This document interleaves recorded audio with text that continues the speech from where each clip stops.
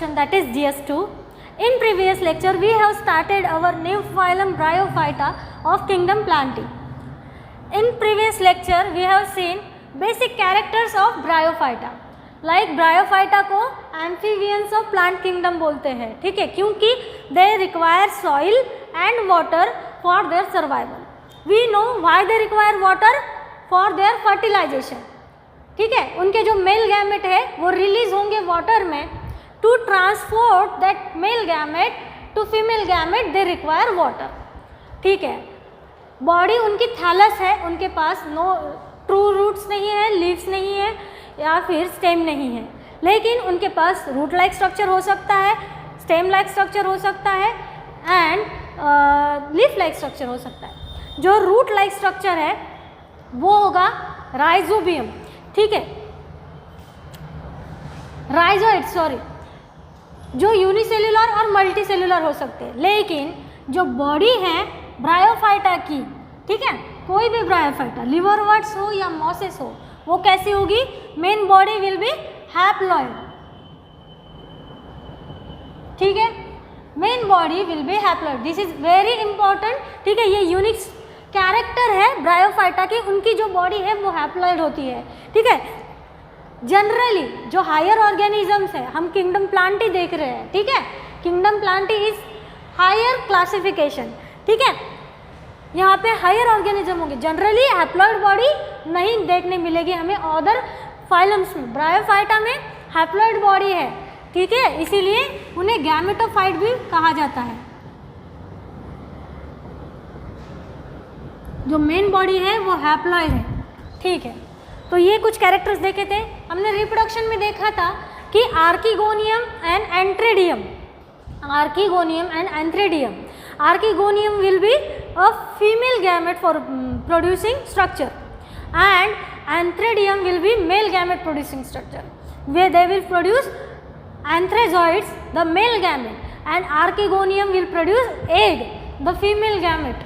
ठीक है, तो यहाँ तक हमने कल देखा था.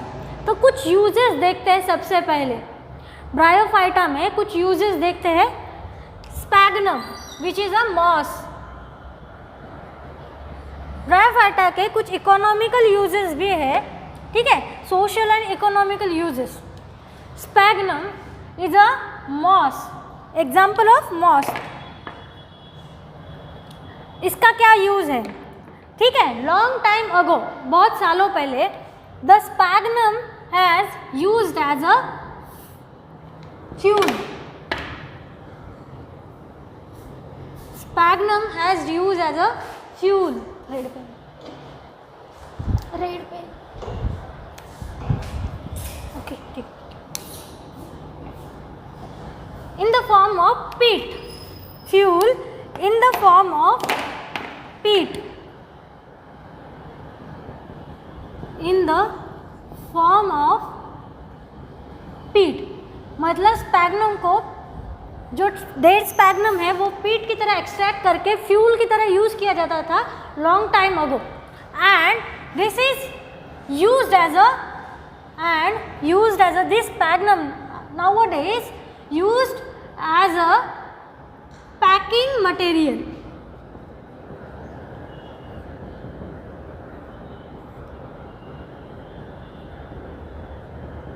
ठीक है, बहुत सालों पहले इसे फ्यूल की तरह यूज तो किया ही जाता था, लेकिन अभी इसे पैकेजिंग मटेरियल की तरह यूज किया जाता है. कैसे? क्योंकि बिकॉज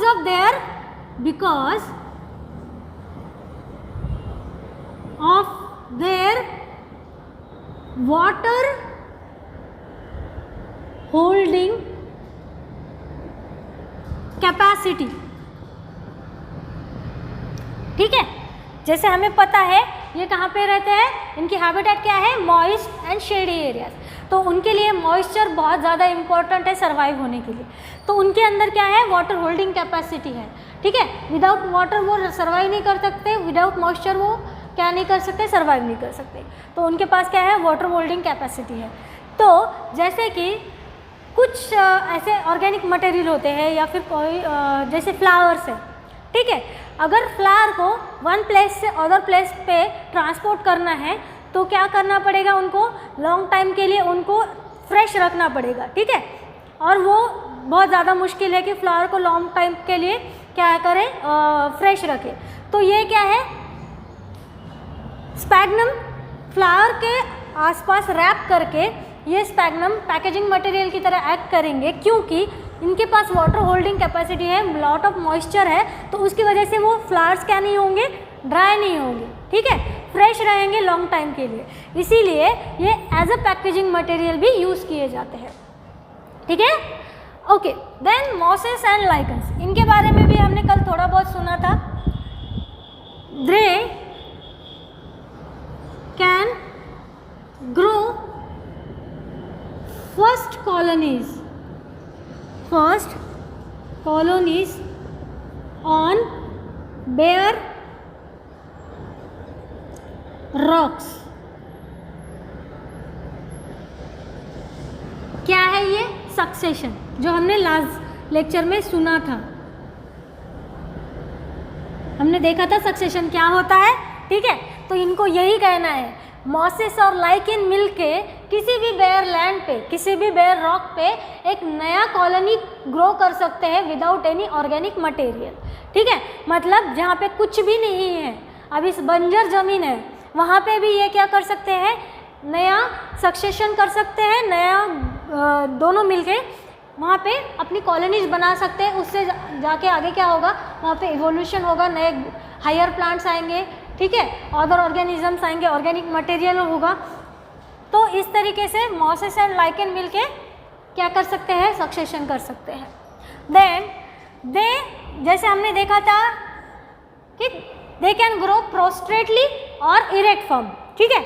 जैसे कि ये सॉइल है, इस पे ये इस तरीके से ग्रो होंगे लाइक ग्रास प्रोस्ट्रेटली, तो क्या होगा, एक डेंस मैट बनाएंगे, ठीक है, लैंड पे कुछ इस तरीके से। Suppose this is land, they will grow like this, तो वो लैंड पे क्या है, एक डेंस मैट बनाएंगे, तो क्या होगा, वो सॉइल को एकदम क्या है, होल्ड कर सकते हैं, सॉइल को होल्ड करके रखेंगे, so that they help in soil erosion, they prevent soil loss, ठीक है। अगर यहाँ पे डेंस मैट है, ठीक है, और उन्होंने ग्रैब करके रखा है सॉइल को, तो हेवी रेन में, ठीक है, वो सॉइल क्या नहीं हो सकती है, लॉस नहीं हो सकती है। So that's why they prevent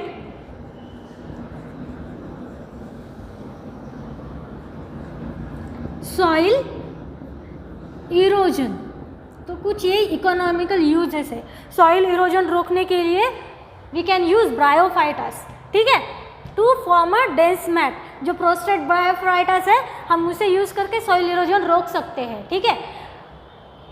तो इस तरीके से ये कुछ इंपॉर्टेंट यूजेस है ब्रायोफाइटस के, sphagnum, mosses and lichens and dense mat on a soil. अब ये तो यूजेस हो गए, अब हमें देखना है लाइफ साइकिल, ठीक है।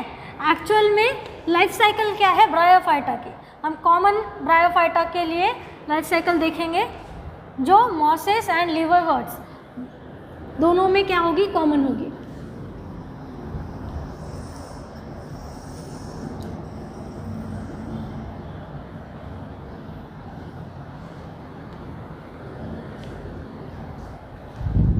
ओके, देन लाइफ साइकिल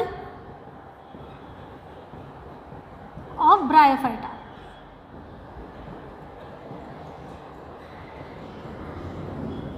अब ये लाइफ साइकिल क्या होती है, साइकिल क्या, कोई भी चीज़ एक पॉइंट से स्टार्ट होके फिर से उसी पॉइंट पे आके ख़त्म होती है, दैट इज साइकिल, ठीक है।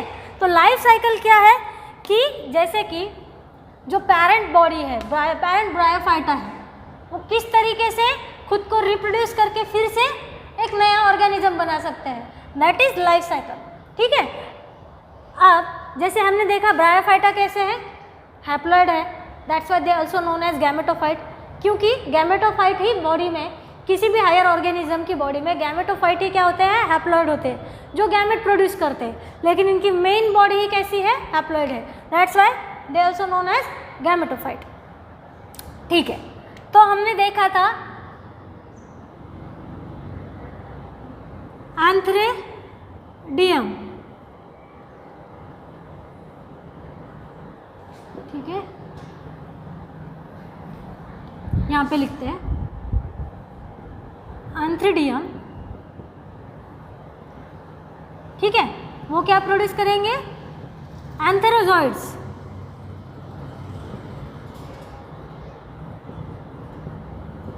वो जो क्या है? मेल गैमेट है, ठीक है। अब यहाँ पे ये वाटर बॉडी में है, कंसीडर इट वाटर बॉडी।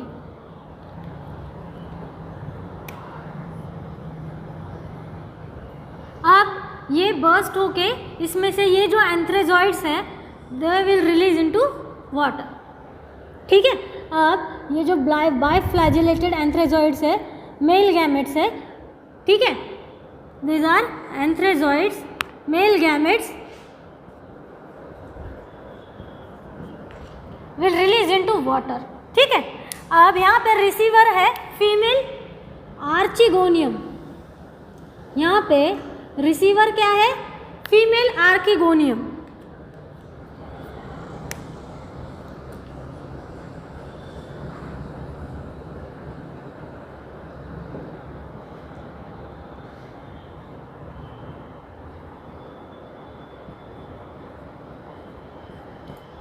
जिसके पास सिंगल एग है, ठीक है। आर्किगोनियम कितने एग प्रोड्यूस करेगी at a time? Single egg, single egg है उनके पास। और ये जो एंथ्रेजॉइड जितने भी है वो पानी में जो मल्टीपल अमाउंट में है वो क्या है? स्प्रेड हो गए हैं, रिलीज हो गए। अब पानी में ये पैसिवली और एक्टिवली बह के जाएंगे और यहाँ पे एग को जाके फ्यूज होंगे, ठीक है। तो ये रिलीज हो गए, यहाँ पे सिंगल एग वाला आर्किगोनियम है जो रिसीवर है। अब क्या होगा? अब ये फ्यूज होंगे फीमेल गैमेट से। This is archegonium, this is egg, these are male gametes will go to the archegonium to fuse egg। क्या होगा यहाँ पे? फर्टिलाइजेशन होगा इन archegonium. Here they will form zygote, they will form zygote।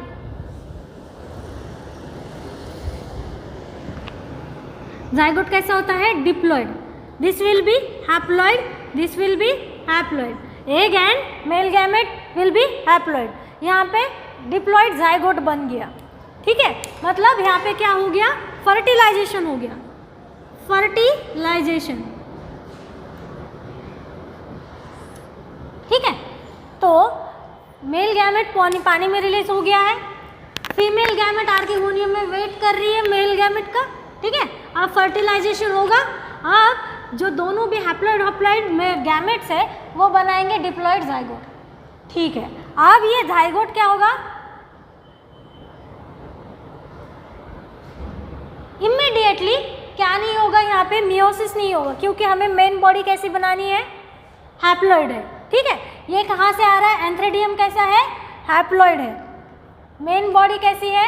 Haploid है।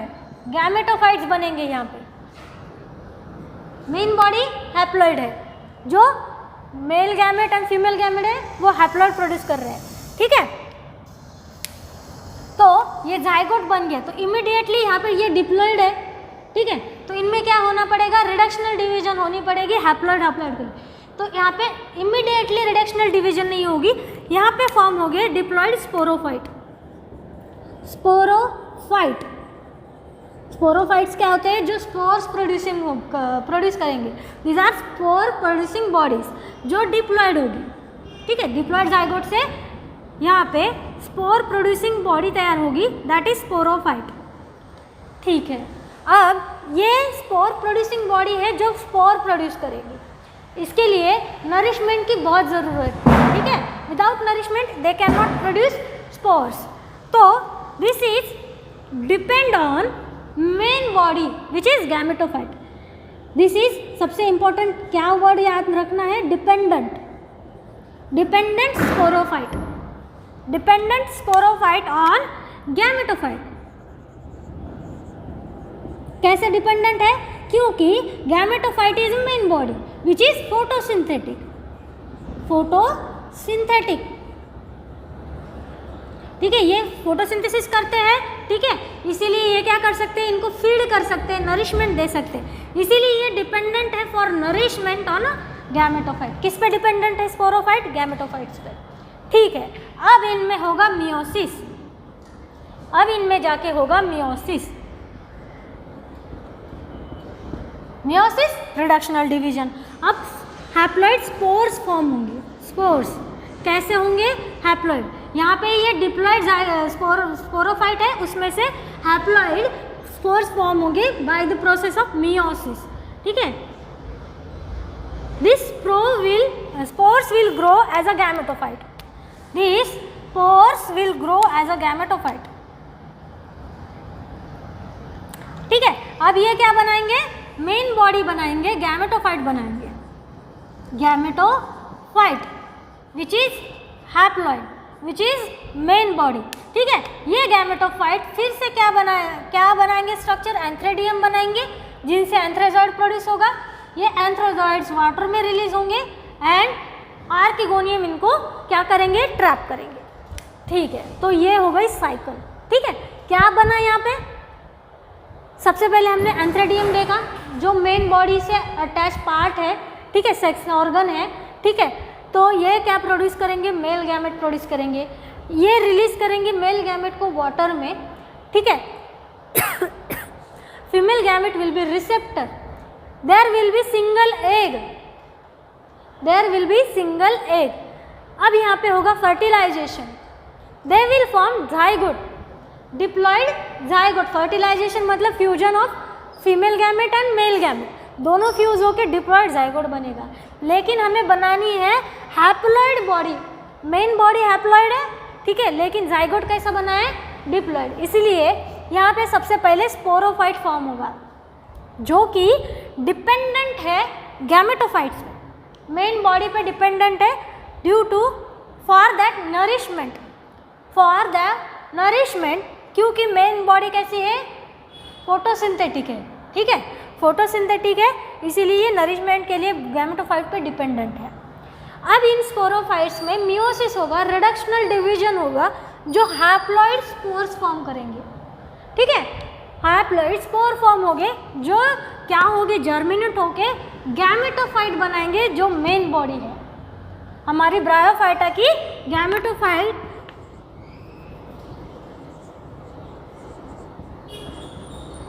Main body बनाएंगे जो कि haploid है। इसी मेल बॉडी में क्या बनेंगे? सेक्स ऑर्गन बनेंगे, antheridium, archegonium. This is life cycle of bryophyta. सबसे इंपॉर्टेंट क्या है यहाँ पे? स्पोरोफाइट।